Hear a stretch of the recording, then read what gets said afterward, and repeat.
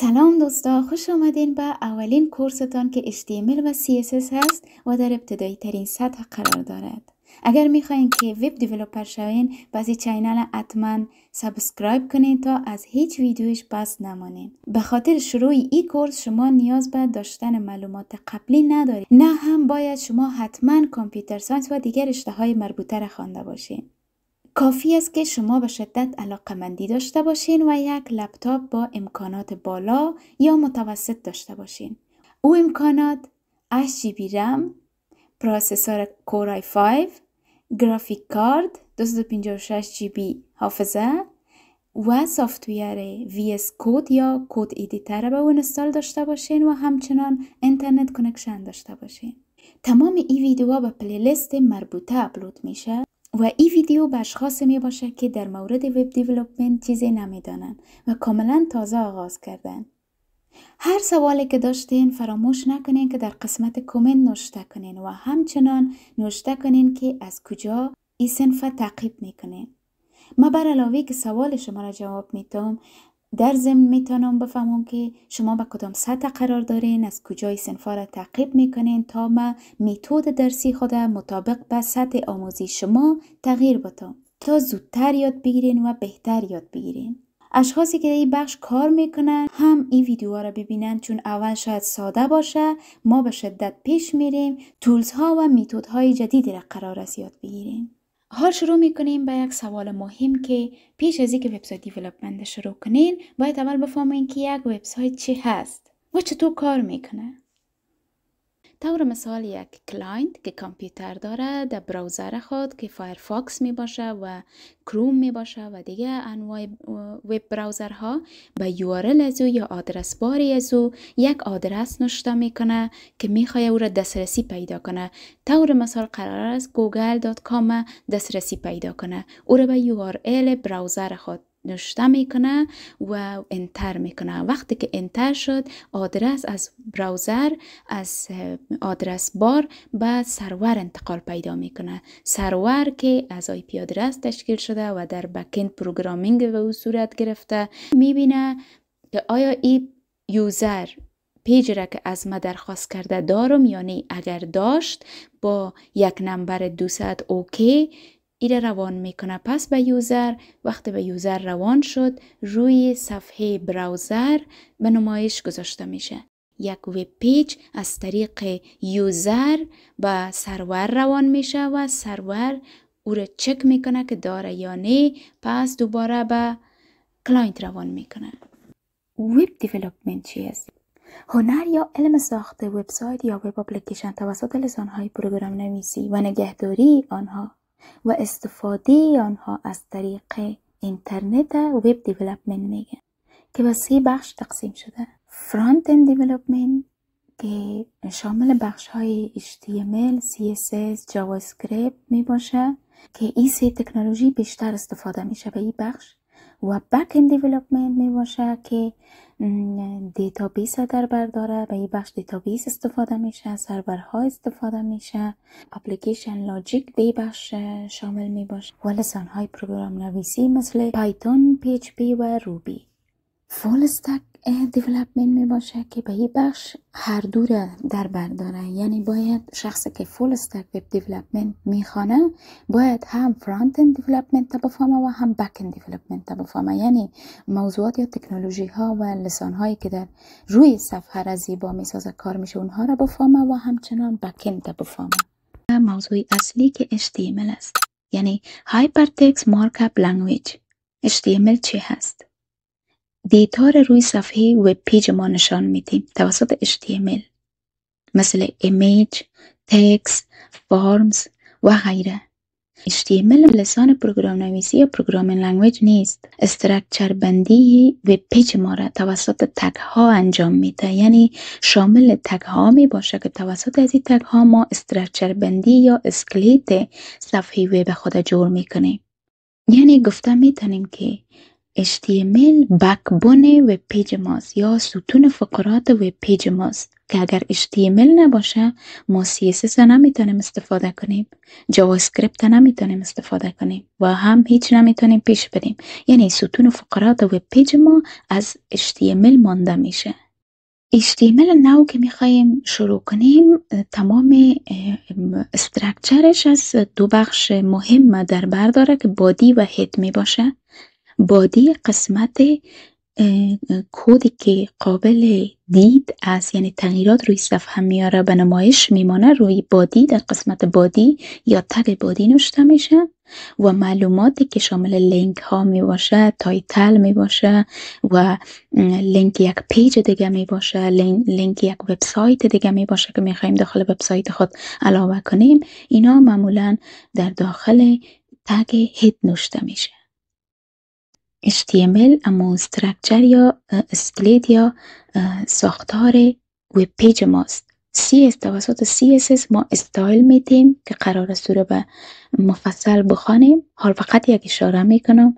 CSS اما استایل یا دیزاین یا زیبا ساختن یا رنگ کردن صفحه وب پیج ماست. و جاوا اسکریپت به او یک فانکشنالیتی اضافه میکنیم یا مغز به او میدیم که توسط جاوا اسکریپت کار میکنه، یک کار انجام میده، یعنی یک فانکشنالیتی داره، یک تاسک انجام میده. حال شروع میکنیم بخش عملی کار خود. ما از کد ادیتور ویژوال استودیو کد استفاده میکنم که یک سافتویر بسیار با قدرت است، فری است، بسیار سبک است، میتونین انستال کنین به کامپیوترتان بسیار آسان و همچنان توسط مایکروسافت دیولپ شده. اول که شما شروع میکنین ویژوال استودیو کد یا VS و شما بهترین انتخاب است.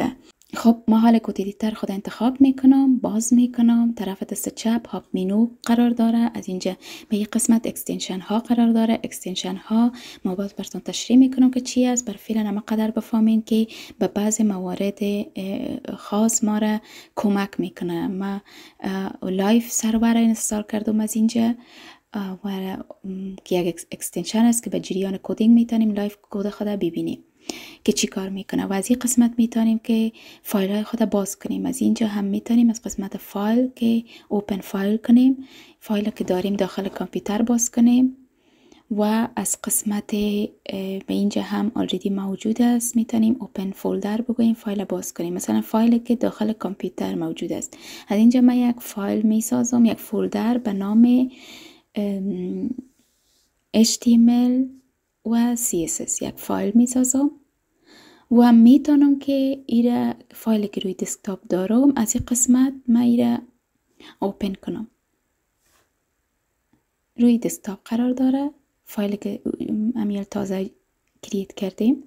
میتونم انتخاب کنم اما فعلا انتخاب نمی کنم. میریم طرف راه طریقه دیگری که میتونیم فایل های خود دسترسی داشته باشیم. من میتونم امرای گیت هاب ارتباط برقرار کنم، از گیت هاب فایل خود باز کنم که در جریانی که من کدگذاری میکنم نوشته میکنم تغییرات اونجا هم ظاهر شوه، به عین حال گیت هاب هم اکسس داشته باشم. این نام گیت هاب هم است که من کلون کردم یا ارتباط دادم امرای VS کد و حالی را باز میکنیم.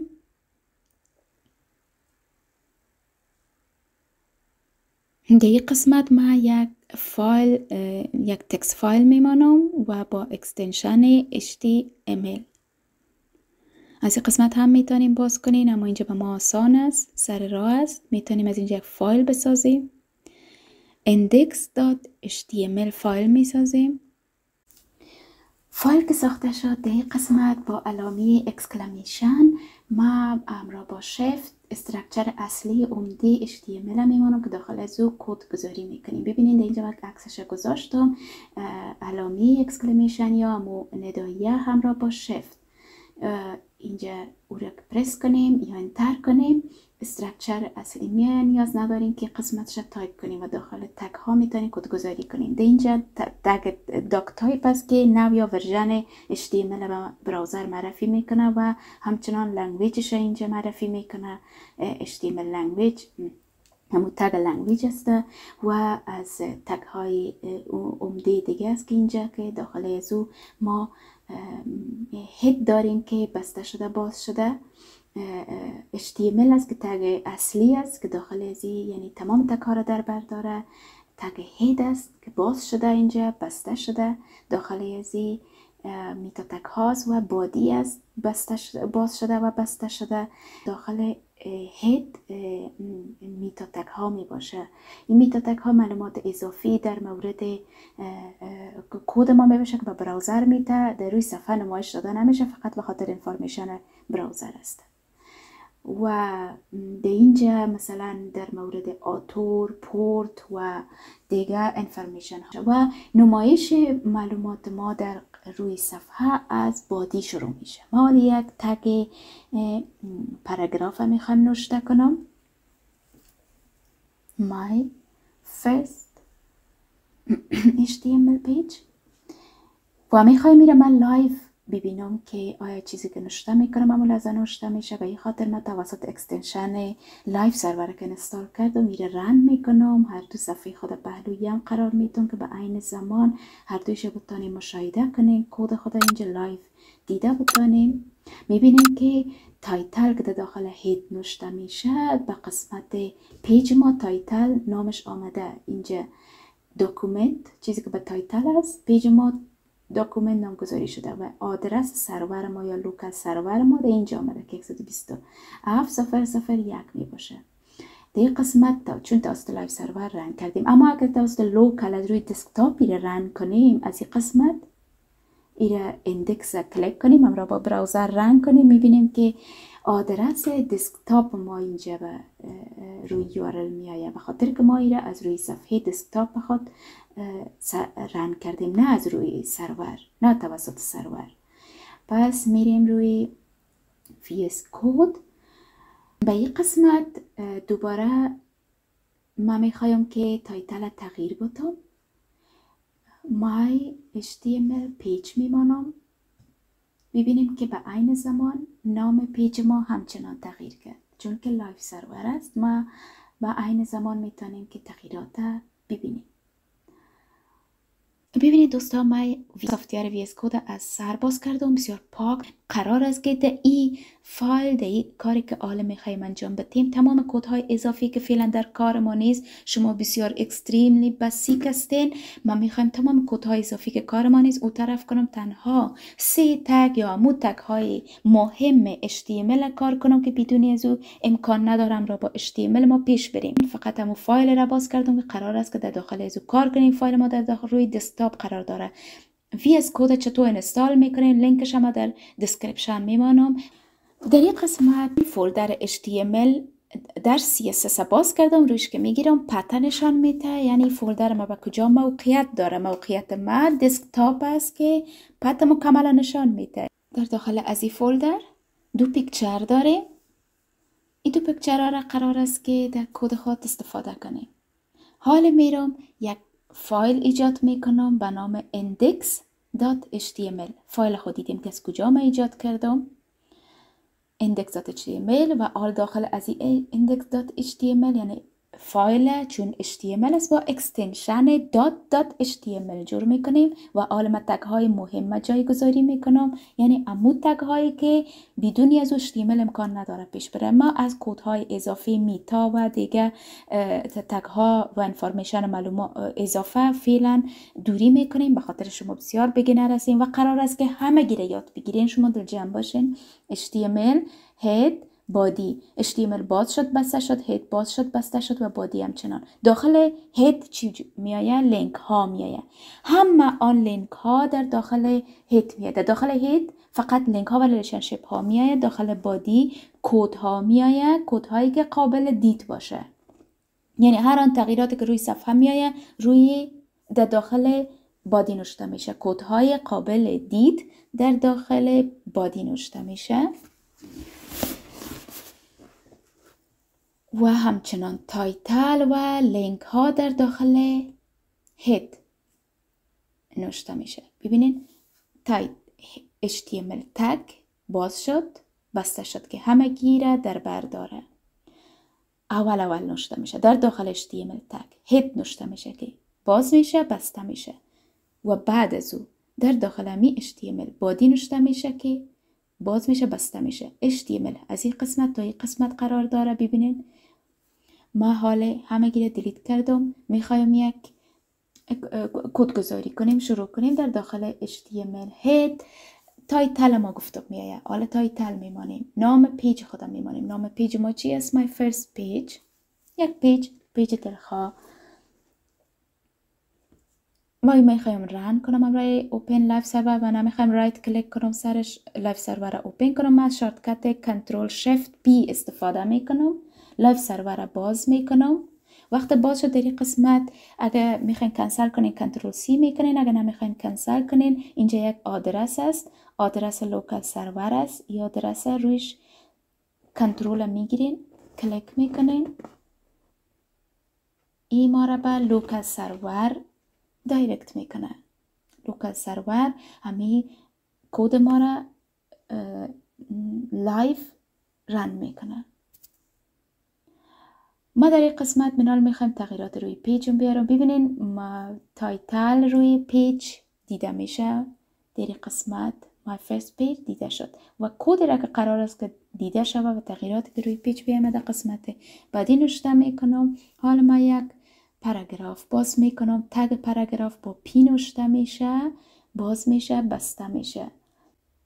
Start with tags to learn your first page. حالا ما یک تگ ایمیج میمانم که با دو اتریبیوت سورس و alt داره، یعنی داخلش src سورس که پته یا امو آدرس یا نام عکس نوشته میشه و الترناتیو اگر عکس نبود یک چیز ایواز از او بیایه که مثلا نفر بفهمه که چرا عکسم ظاهر نشد، کدام مشکلی است، یا هم اگر میگه not found آجر میریم میبینی که مشکل چی است. ببینیم عکس آمد، چون عکس داخل عین فولدر است. من فقط نامش نوشته کردم، پتش نوشته نکردم. اگر فولدر تغییر داد باز پتش نوشته میکنیم. اگر فولدر دیگه فولدر بود. عکس بسیار زیاد کلان بود، ما به او را خورد میسازم. ویت میتم و هایت میتم. ببینید عکس چقدر منظم شد. حالا یک بریک ایجاد میکنم به خاطری که فاصله ایجاد کنم به بین کانتنت ما. با تگ پی ما یک پاراگراف ایجاد میکنم.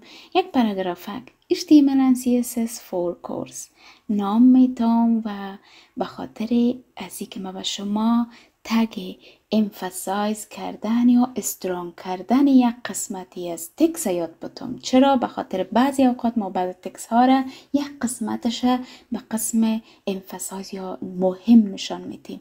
در بین از HTML and CSS full course با استفاده از تگ strong bold نشان میدیم و آل ما با استفاده از تگ center تکس خودم میخوایم در سنتر نوشته کنم. This text is in center و با استفاده از تگ سنتر میبینین که تکست در سنتر آمد و با استفاده از تگ آی تکست خود به شکل ایتالیک نوشته میکنم. This text should be italic. میبینین که شکل و استایل تکست ایتالیک شد و با استفاده از تگ بی تکست خود بولد ساختم. تگ های بسیار ابتدایی و آسان در HTML. حالا من یک هورایزونتال لاین ایجاد میکنم به خاطر که کانتنت بالا و پایین جدا کنم. با استفاده از تگ HR دیدین یک لاین ایجاد شد. با استفاده از تگ U اندرلاین میتم.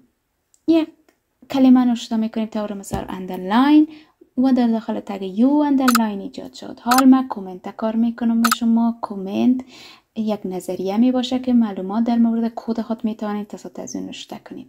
علامیه کوچک و بزرگ در داخلش ای طرف هم دوتا منفی، ای طرف هم دوتا هایفن یا منفی در داخل از این دوتا که طرف دست چپ ما علامیه ندایه می باشه. هر چیز ما میتونیم نوشته کنیم باش دقیقاً به شکلی که من نوشته کردم. هر آن چیزی که ما بخوایم لینکس، تایتل، دیتا و تمام ریلیشنشیپ در قسمت هیت میای من نوشته کردم و همونطور یک کامنت در قسمت بادی نوشته میکنیم که visible part of the page. I am a comment and I am not visible on the page but only on the code side. این هم کامنت ما بود. حالا در قسمت پایین تگ ها یک بریک میتونم، یک هورایزونتال لاین میتونم که دوباره جدا کنم تگ های بالا را. میخوایم هیدینگ ها را کار کنم، به او خاطر اول یک پاراگراف با یک تگ پی یک عنوان میتونم all h tags are headers. تمام هیدر ها را از h1 تا h6 نوشته میکنم که h1 بزرگترینش است، h6 کوچکترینش است. I'm H1, H2, H3 تا H6. اینا به عنوان ها معمولا استفاده میشه. مثلا یک پیج میسازیم که در مورد کتاب می باشه، یک نوشتاری می باشه. با استفاده تگ ها ما عنوان های مختلف میدیم به پاراگراف های خود، تکست خود یا کتاب های خود. من یک بریک میتونم، فاصله میگیرم و یک هورایزونتال لاین دوباره ایجاد میکنم و حال اوردر لیست و ان اوردر لیست به شما تشریح کنم. لیست های منظم و لیست های غیر منظم. لیست های منظم معمولا با اعداد شروع میشه، 1 2 3 4. لیست هایی است که به او پریورتایز میکنیم. اول چی را باید کار کنیم، دوم چی، سوم چی، چهارم به می شکل. و ان اوردرد لیست های غیر منظم معمولا لیست های می باشه که فقط پریورتایز کردن از اون اولویت اونا به ما مهم نمی باشه، فقط کانتنتش مهم می باشه که ما در داخل از اون لیست چی داریم.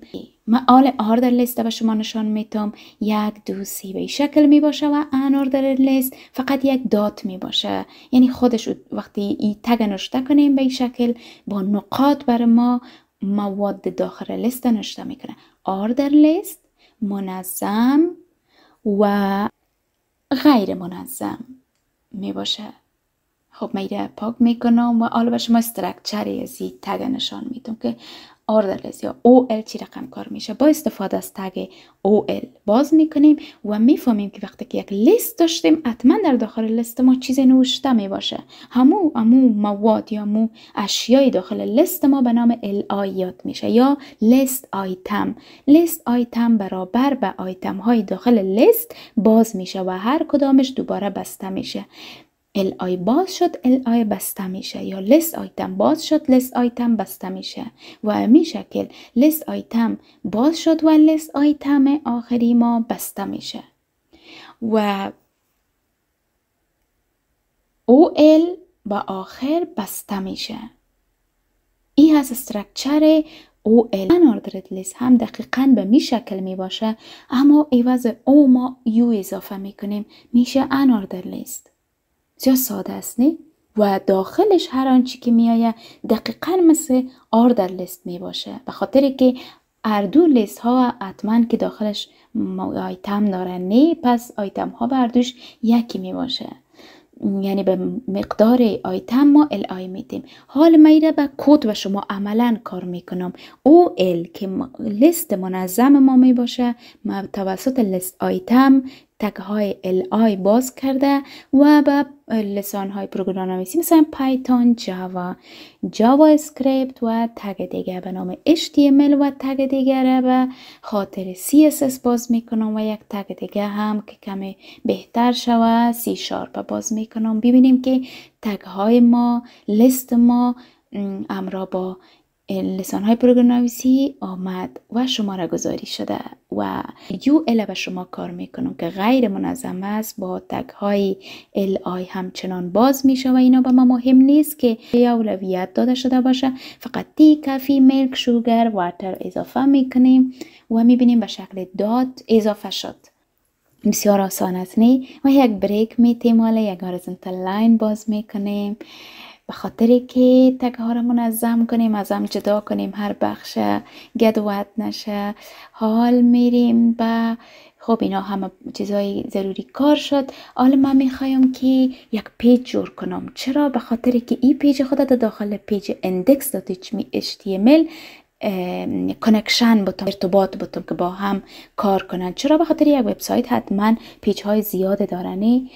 باز حالا صفحه خود بزرگتر میکنم که کد بهتر معلوم شود. پیش از که من پیج about اضافه کنم، اول میخوایم که بگویم چطور یک لینک در داخل پیج خود نوشته میکنیم. با استفاده تگ ای ما لینک استفاده میکنیم. چطور؟ تگ ای را با اتریبیوت حریف نوشته میکنیم و در داخل دبل کوتیشن آدرس پیج را نوشته میکنیم که قرار است در داخل وبسایت ما بیایه. ای حریف تا دبل کوتیشن در داخلش google.com نوشته کردم و به خاطر ازی که یک جایی باشه که کلیک کنم یک نام به این لینک خود بتم نوشته میکنم سرچ آن گوگل. وقتی که من در سر ازی سرچ آن گوگل کلیک کنم باید مرا در گوگل ببره، یعنی باید صفحه گوگل به ما باز کنه. یعنی آره به شما معلوم شد که تگ ای ما چی کار میکنه و یک لینک چطور در داخل پیج خود اضافه میکنیم. آله وقتی یاد گرفتیم میرم ما about.html یعنی پیج about را که ایجاد کردن داخل هید اضافه میکنم. تمام لینک ها و ریلیشنشیپ ها در داخل هید اضافه میشه. ببینین در داخل تگ ای ما about.html اضافه میکنم و همچنان برش یک نام میتم. نام کاملا دلخواه است که چی میتم. خب به خاطر معلوم است که پیج about است، خب برش یک نام about میتم. به خاطر پیج ها ببینین پهلو به پهلو آمده، ما یک بریک میتم که این پیج ها از هم جدا شود و منظم شود. بتانیم سرش کلیک کنیم. یک لینک دیگه به نام سایت خود ما به نام سیفی coding.academy ای هم به مو شکل. کلن ببینین ما هر پیج میتونیم هر لینک میتونیم اضافه کنیم و برش یک نام بتیم. در داخل دو تگی که باز میشه ای و تگی که بسته میشه با /a در داخلش ما یک نام میتونم. هر آن چیزی که شما بخواین میتونین for more info anything در داخل از این نوشته کنین. ما به خاطر پیج ها را ازم لینک ها را ازم جدا کنم بریک میتونم BR و یک بار استاپ میکنم سرور خدا به خاطر که یک ریفرش کرده باشیم و دوباره سرور پس رن میکنم. open with live سرور باز میکنم. میبینیم کد خود دوباره میبینیم روی یا پیجی که ساختیم میبینیم و علامت لینک های اضافه را بسته میکنم به خاطر از لود اضافه جلوگیری کنم. میبینیم هر آن پیج را که حالا ما بخوایم کلیک کنم باید به ما باز کنه چون این پیج ها را ما توسط تگ ای ساختم. سرش کلیک میکنیم باز کرد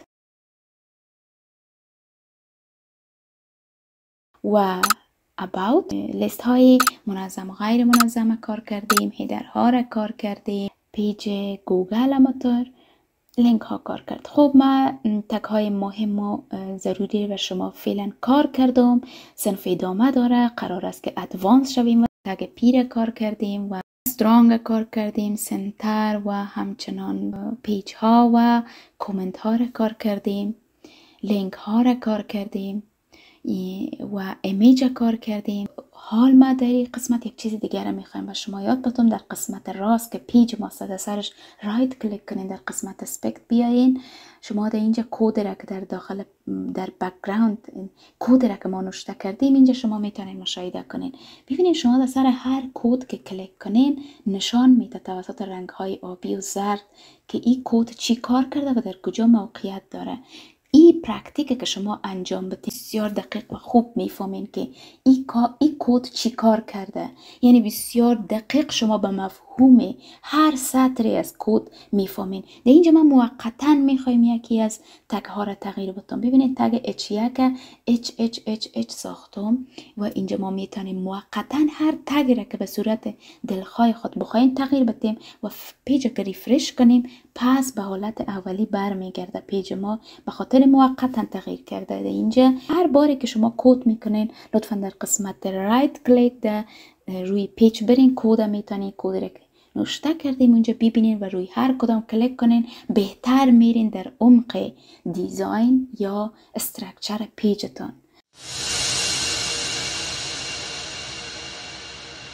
این قسمت بسیار زیاد بسیک بود. صنف ها ادوانس شده میره و به سرعت پیش رفته میره و متوجه باشین که هر قسمت را که شما نفهمیدین لطفاً از در قسمت کامنت نوشته کنین ما به شما جواب میتم و در ضمن از اینکه شما جوابتان در قسمت کامنت ها میگیرین، من میتونم که سویه شما را درک کنم که تا به کدام سطح و شما میتونم ویدیو جور کنم، ویدیوها را شیر کنین که مردم ما به حال فعلی که قرار دارن بسیار زیاد نیاز دارن که اسکیل یا مهارت های یاد بگیرن که از داخل خانه بتونن معاش های دلاری یا یورویی داشته باشن. یعنی آنلاین شما در هر قسمت افغانستان که هستین با یک کامپیوتر و اینترنت میتونین که شما در کشورهای اروپایی، امریکایی و وظایف آنلاین یا هوم آفیس، وبسایت دیزاینینگ، وبسایت دیولپمنت، سافتویر دیولپمنت اپلای کنین، آنلاین کار کنین. و لطفاً به خاطر صنف‌های بعدی اطلاع پیدا کنین، لطفاً فالو کنین.